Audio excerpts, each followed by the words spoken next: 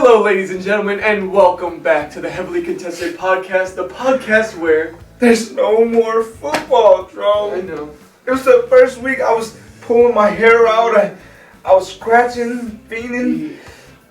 No more football, bro. We gotta wait out. The football season takes forever, too. Mm-hmm. It's gonna be, 185 days? Is it really? It's 185 days till we watch football again. NFL football, at least. Who cares about any other football? Think we care about the XFL? They just signed a contract with the XFL now. Think we care about the XFL? Travis, we have no football. What are we gonna do? Don't give me that look. What are you talking? What's on your mind? What do you think? We got basketball season, bro, and it's just starting to heat up. You want to talk about that first? Maybe you want to just switch up off topic? Maybe just talk about basketball. All right, let's switch up. Let's go. We weren't planning on doing it first, but you know what? It works with what we're going with. So it was All-Star Weekend this weekend, and there was a lot of interesting things that went down. We'll save the best for last, but let's talk about the worst first, which is... the Dung Contest. So in the Dung Contest, we had Cole Anthony, Obi Toppin, Jalen Green, and the Warriors' own. Oh, yeah. Hi, I'm Juan. Yeah, Juan Toscano Anderson. Who the hell is that, first off? Well, I do think they did a bad job of getting who are these? Obi Toppin. That's a first-round pick. We know who that is. Jalen Green, he's a high jumper, high flyer. We know. Cole Anthony and Juan. Juan just threw me all the way off. I'll be honest. Even I was a little surprised. I was like, Juan, he ain't shown nothing that he's a dunker like that. Not to that level. And then we got into the Dunk Contest. And I think they're going to have to change the format of the All-Star game now. Because what the hell did I just watch? That was bad. That was really bad. I mean, the fact that Shaq, the host... First of all, there was the fact that there was no 50 dunks this game. 0. Which is one of the first times in a while. Yeah. And the announcers looked so bored. Shaq looked bored. And they started doing this corny stuff, this little joking stuff. Nobody used props. There was literally no props. No? Someone put on some Timbs. Look, I know Timbs are heavy, but come on. That's not going to do anything. Doing Timbs and then doing a dunk, that was cool. Something. He didn't even do a special dunk. All he did was just... Yeah. Wow, I'm so happy for you, man. Did you want a sticker? And then they don't even get a cookie for that one. Jalen Green. He's like, oh yeah, I have a 40-inch vertical. Doesn't even make a dunk. He missed 5 dunks. Yeah. Then we got Juan, who thought that he was Vince Carter. And thought, you know what? I can stick my hand in here. I jump way higher than everybody else. He was barely getting up enough to dunk the ball. It was, and compared to how we've seen other dunk contests, in 2016, Aaron Gordon versus Zach Levine, and we've seen that a couple times. We've seen Aaron Gordon go at the championship a couple times. This is Hamidou Diallo, I believe. He's a dunker. That's literally what he is. Mm-hmm. So there's still people that you can get. You gotta go for the bigger name guys. You do. It's just like John Morant. John Morant. If we could get him in there, John Morant and Zion, I'm good. That's a dunk contest. That's a dunk contest. Yeah, you gotta find a way to really convince somebody, because maybe it's they're afraid of injury. I know LeBron hasn't done it, even though we know LeBron could probably win a dunk contest. Yeah, I think you gotta find a way to really convince these top tier players. Yeah, and I hate the fact that people try to say, "Oh, it's because there's so many dunks that have been done. It's hard to impress you." No, that's not what it's about. Yeah. If I saw LeBron do the same dunk that somebody else did, I'm gonna be hyped. Yeah. We seen Kobe do a bunch of dunks. Michael Jordan do a bunch of dunks. Mm-hmm. Somebody jumps from the free throw line and dunks it. You're gonna be excited. Yeah, exactly. So it's not just the name players too. It's just bringing the energy. It was bad. It was a bad way to start off the All-Star Weekend, but it picked up. First of all, the 3-point contest. One of the first big men. Yeah, I don't even remember. Yeah, I think it is the first big man to win a 3-point contest. Karl Anthony Towns. This is a great showcase for Cap, because it does show what a lot of people have been saying, is that he is a top shooter in this league. And he is one of the best big men shooters of all time. He says he's the best. I don't know. I thought Dirk was pretty amazing. Mm-hmm. But let's see. Remember, Karl Anthony Towns has still got years. He's still got some years to go. He could put up numbers still. You got to be on a winning team. Yeah. if you want to talk about being a great. So. And you got to put up numbers. You got to definitely start showing that you can do it in the big moments like Dirk did. But still, the fact that he hit 29 threes and he beat Trae Young. Points. He beat Trae Young, who's literally top 5 shooters in the league right now. Yeah, as people say. Great showcase for Karl Anthony Towns though, because I think people have really been, because he's on the Timberwolves, people have been underrating how good of a center he really is and how much he brings. He's not on TV. He's not on the mainstream TV, so people kind of ignore him. But I hope that wakes people up a little bit to, a guy like Karl Anthony Towns and what he's bringing to the league. But let's talk about the biggest thing. Which is surprising because most All-Star weekends, you would say the events are kind of the bigger thing than the actual game itself.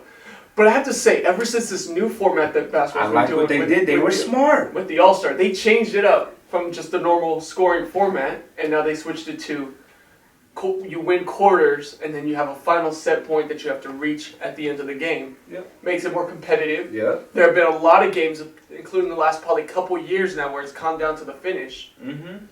And I think it's a great format that they chose because you got to think about it. In basketball, they can actually try if they want to. Yeah. Football's a little different because you really risk some injuries with a lot of these players. That's why I think it's so hard. I know people are saying, we got to change the Pro Bowl game. To what? How are we going to change it to the point? Because football is such a violent sport, and we see how many people get hurt.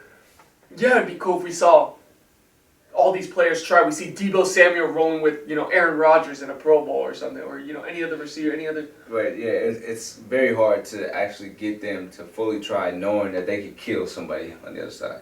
I mean, yeah, the risk of injury is a little too much, and it's not that important of a game unless they put some money incentive they gotta put some high incentives in it. But what I like about this is that the All-Star game in NBA, they give charity money. Yeah. And on top of that, the players get an incentive if they win as well. Yeah. And so, obviously, in the first quarter, they're not really trying. There's no defense being played. Yeah, in the early games. Right? Yeah, but at the end of each quarter, you get a little bit of defense because they're trying to win the quarter. Yeah, exactly. And then in the fourth quarter, that's when everything turns up. It does. It's such a great format. I like it because, if you don't want to watch the first 3 quarters, don't watch it. Yeah. The halftime show, I just want to talk about this before we talk about what happened in the game. The 75th ceremony that we watched, that might have been the most iconic. Oh, yeah, it was awesome. Nostalgic thing I've ever seen in my entire life. Yeah, seeing Michael Jordan hug LeBron James, moments like that are Magic Johnson and Michael Jordan talking mess to each other. Yeah, bringing all those players in the history of the game together is a great moment. That's what they made, and it sucks, Kobe Bryant, of course, couldn't be there, and it would have been nice. But it was good that they honored Kobe too early on before the game and even during the 75th ceremony. It was just awesome. It was a very cool moment. Yeah, Trevor said, getting to see all these players from generations on generations just meet up together. You see dudes who are 80 years old, barely walking, but you remember he used to be dunking on everybody. Yeah, exactly. Yeah, so still talking smack. Yeah, so it's crazy to see, and it's a great thing that they did. I don't think the NFL has done that yet. No. No. They had the 100th season. I remember they had a couple. They had the commercial, but they didn't have the showing like that. So they named off the top 100 players and then had most of those players show. That was not. Yeah, I really like what they did there. Yeah. Now, I know Dro wants to talk about this really bad. I know you want to talk about this really bad. In the game, let me just talk about everybody else, Dro. Let's talk about everybody else first, and I'll let you. I'll let you get to this. Joel Embiid, I think in this game alone, a lot of people are saying, the big hype is, he established himself as better than Nikola Jokic, and he is the best center in the NBA. Yes, it's the All-Star game, but Jokic didn't even play the fourth quarter for his team, and he's a starter as well. So Joel Embiid, the offense going through him, yeah, that's what I was about to say. I was going to agree to that point because it showed how valuable Embiid was to that team. Quite literally, as you said, they ran the offense through him. He had to touch the ball almost every offense possession. It ran through Joel Embiid. Jokic, they felt like they could put someone else in. Yeah. I have to agree. Even though it sounds dumb because because of the All-Star game, that type of thing. But it also goes back to just what we've seen all season so far from Joel Embiid being the possible MVP favorite right now. Yeah. I don't think he is. I think DeMar DeRozan is, but I think they're neck and neck. The storyline for Joel Embiid is a little better. It is, and then storylines do go heavy into it as well. But Joel Embiid, even last year before he got injured, was the favorite to win MVP before Jokic, right? And then he got hurt, and then Jokic obviously took the running for that because injury can do a lot to an MVP campaign. But Joel Embiid is on a tear this season and is showing how important he was. When people actually started trying in that All-Star game, was showing a lot there. But that wasn't the main story. The main story was the fact that Steph Curry himself had 50 points. Could have broke the record. 17 of 30 shooting. 16 of those shots were three-pointers. He didn't want to shoot it too. He wanted to be all threes until they started double teaming him and triple teaming him. Didn't shoot, only shot 1 2-pointer. And it was in the fourth quarter, yeah. Or so three 2-pointers. I think he started off, so by the end of the first half, he had like 9 3-pointers already. Yeah. And yeah, going into it, everybody's like, whoa. But LeBron, obviously, he wanted to win the MVP, so people were like, oh, okay, maybe LeBron's going to get it. Then the beginning of the third quarter, yep. Steph takes a shot. Green. It's in. Okay, that's Steph Curry. Yeah. Next exact possession. Green. Mm-hmm. Half court. Green. Turnaround half-court shot. He was so confident from a half-court shot that he turned around. And I think he made 5 shots in a row. Yep. And literally at that point, everybody knew Steph is winning MVP. First of all, it shows a couple things. Because again, it is an all-star game. But it shows why teams double Curry so much. Mm-hmm. Or they play up on him immediately from half court. Because everyone knows how dangerous of a shooter he is if he's given that open shot and he's given a chance to get in rhythm. Which is why we see why so many teams quite literally game plan around Curry himself, and they try to make sure that he doesn't get into a situation where he's comfortable. And we've seen a couple games this season where he's gotten very comfortable and relaxed, and you just see where he takes over. You know, his shot is, as they say, Steffortless.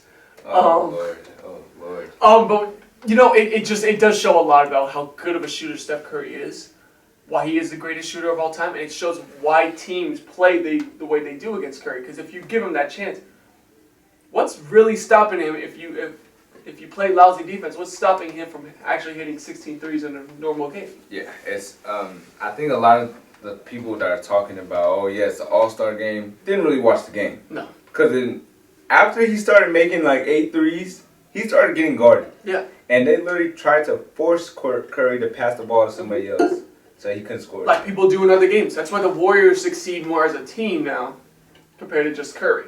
You know what I mean? They basically put full emphasis on stopping Curry and then letting the rest of we'll let the other team succeed as long as Curry doesn't. That's One thing I do want to say as a hater, and I just want to as a hater. I just want to say this. I'm starting to get really frustrated with Curry because yes, he's a great player, but he don't be coming through in the clutch. He don't be coming through in the clutch, bro.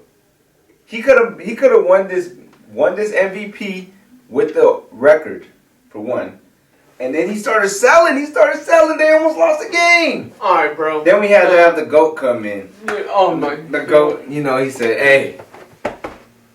You know what, bro? This is an all-star game, bro. This is not. But I'm saying, I'm tired of the clutch shit, No, because Curry has had so many clutch situations over his career. I think he's overhated for many moments like that. But you know what? No, you're not going to use an all-star to push your agenda. How dare you? I just wanted to be a hater for once. Oh, here we go. 4 1s, huh? I've never hated against Curry. He's a great player.